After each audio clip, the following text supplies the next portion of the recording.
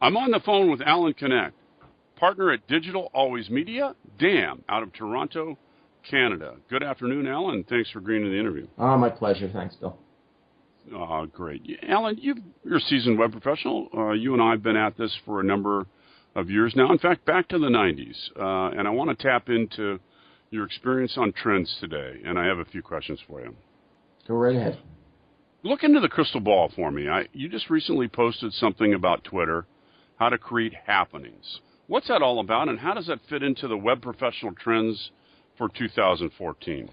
All right. Well, I posted an article that I was actually quoted in, and I'm also a host of a weekly Twitter chat called Social Chat, where we get guests and we talk about all things social. And in the world of search right now, the two major search engines, both Google and Bing, are looking at social indicators.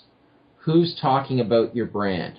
What links are being shared? Now, these may not actually have a long-term value on search results, but they have a short-term impact.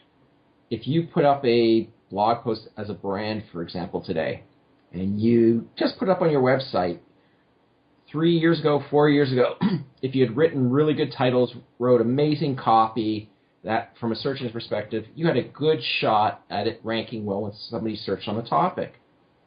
Well, that doesn't happen now.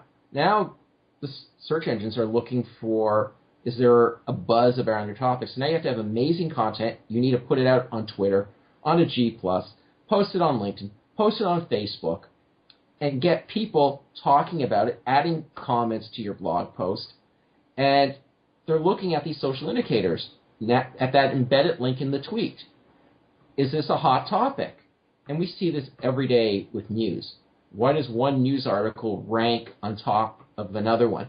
Because that's the one that took fire. And that's where it is in terms of brands. And you need to cultivate an audience on Twitter, depending on if that's where your target audience is, because that's going to drive traffic to your site. As they share this more and more, it'll help you rank up in the search engines. It's not anything new. It's how did people used to find out about a great article, a great story? Their friends told them. And that's exactly what it is today. Yeah, so fair enough. So any recommendations that you would have for web professionals consulting with clients to try to maximize this process? Well, my first thing would be you need to engage with somebody who actually understands the social world. It's understanding which of the social properties, the social networks, is appropriate for the business and how to leverage it.